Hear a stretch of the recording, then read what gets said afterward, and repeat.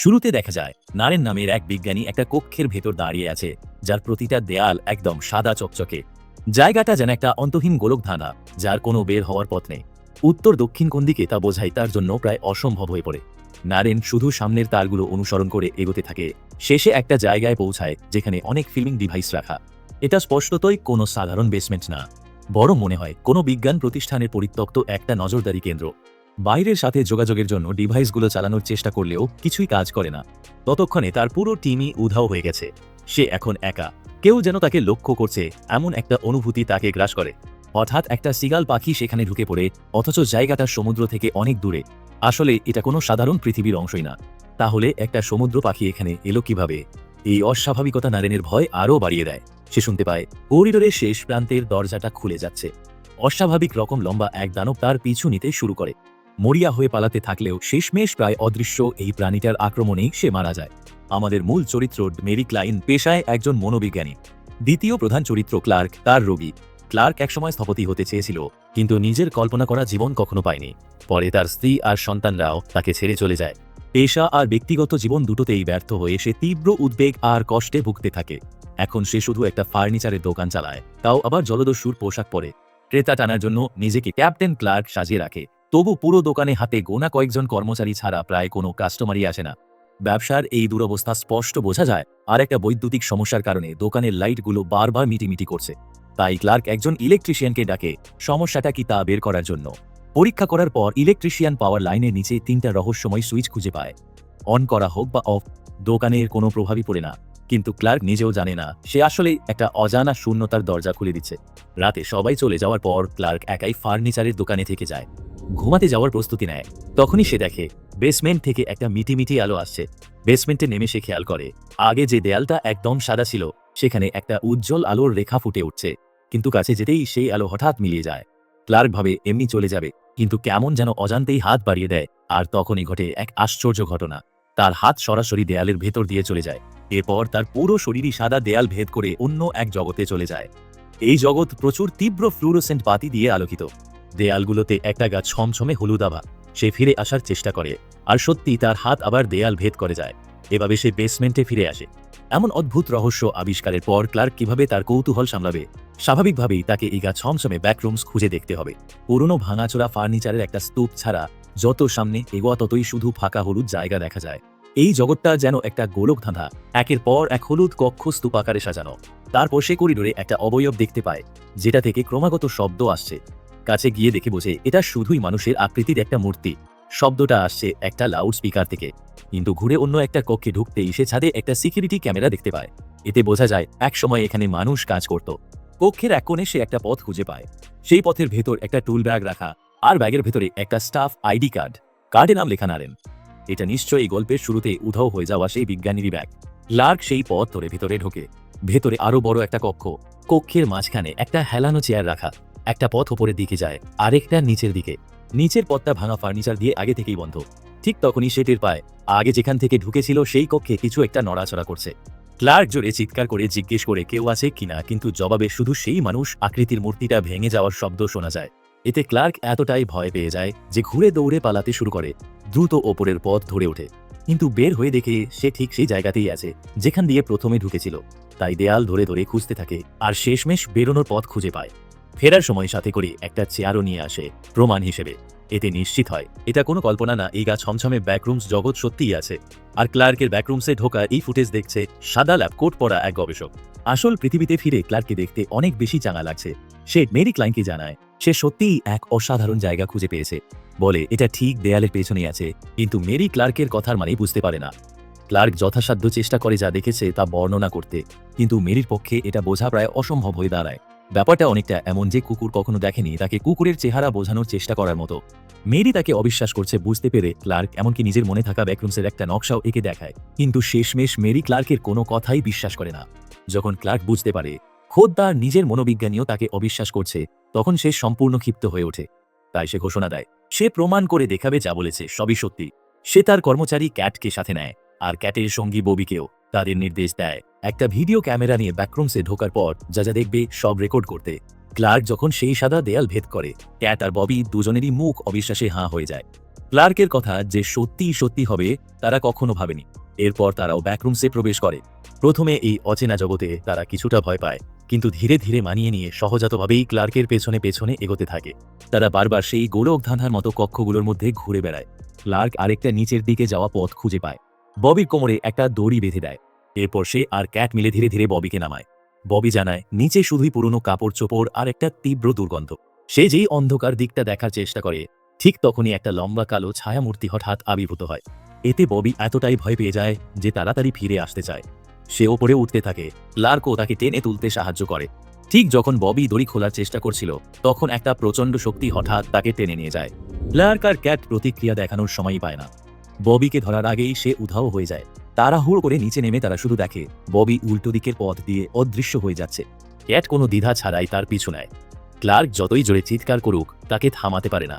কিন্তু ক্লার্ক পেছন থেকে যখন পৌঁছায়, ততক্ষণে ক্যাটও অনেক আগেই উধাও হয়ে গেছে। ক্লার্ক অনেকক্ষণ ব্যাকরুমসের মধ্যে ঘুরে বেড়ায়। কোন দিক থেকে কোন দিক কিছুই বুঝতে পারে না, কারণ এই এলাকায় সে আগে কখনো আসেওনি।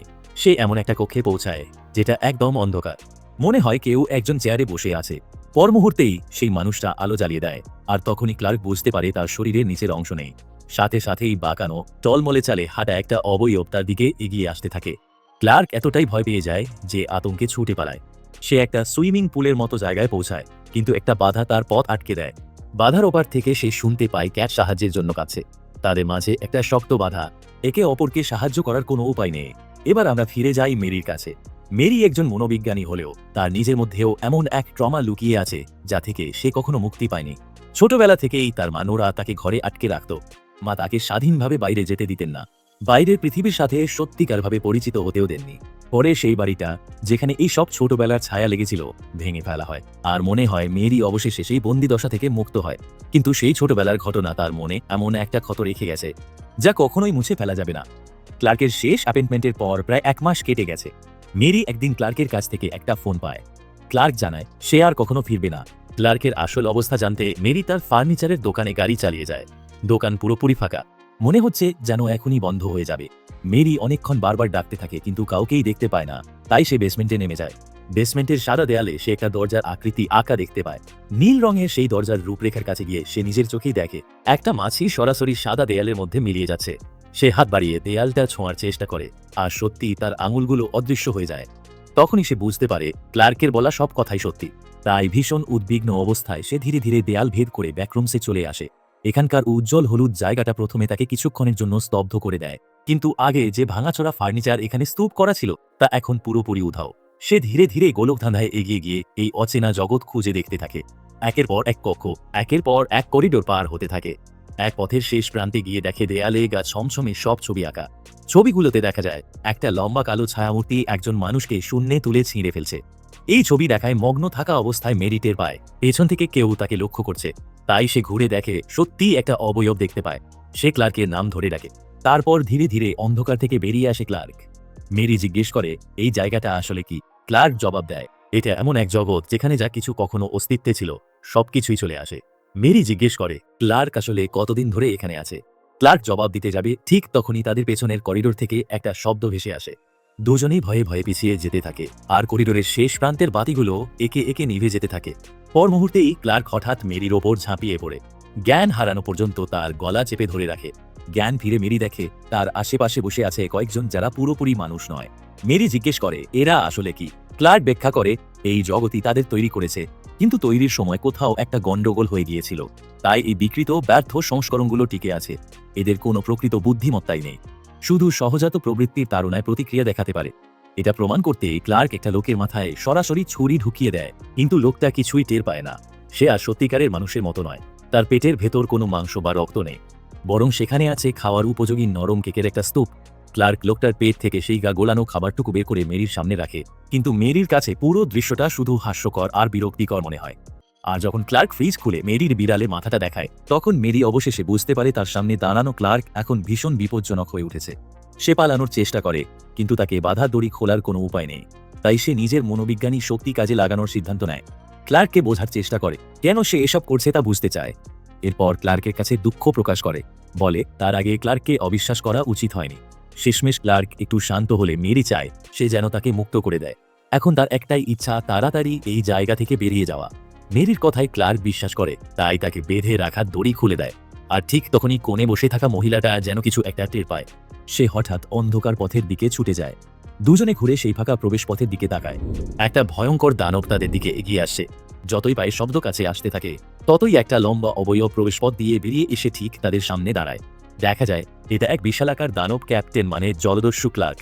ক্লার্ক মেরিকে আড়াল করার চেষ্টা করে, বলে এ তার বন্ধু। জলদস্যু ক্লার্কের ক্ষতি না করতে বলে, কিন্তু জলদস্যু ক্লার্ক তার কথা পুরোপুরি উপেক্ষা করে। ধীরে ধীরে ক্লার্ককে শূন্যে তুলে ফেলে। পর মুহূর্তেই বিশাল হা করে ক্লার্ককে কামড়ে ধরে, আর ক্লার্কের চিৎকারের মধ্যেই তাকে ছিঁড়ে ফেলে। এই সুযোগে মেরি কক্ষ থেকে পালানোর চেষ্টা করে, একটা পথ খুঁজে পায়, কিন্তু সেই দরজাটা কিছুতেই খোলে না।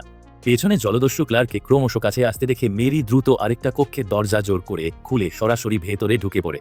ফার্নিচারের স্তূপের ভেতর দিয়ে এগিয়ে একটা সরু করিডোরে লুকিয়ে পড়ে, কিন্তু দানবটা ঠিক তার পেছনেই লেগে থাকে, পিছু ছাড়তেই চায় না। সে একটা পোষা প্রাণীর দরজার মতো ছোট্ট একটা ফাঁক দিয়ে গলে বের হয়ে দেখে এই জগৎ শুধু একের পর এক কক্ষ দিয়ে তৈরি।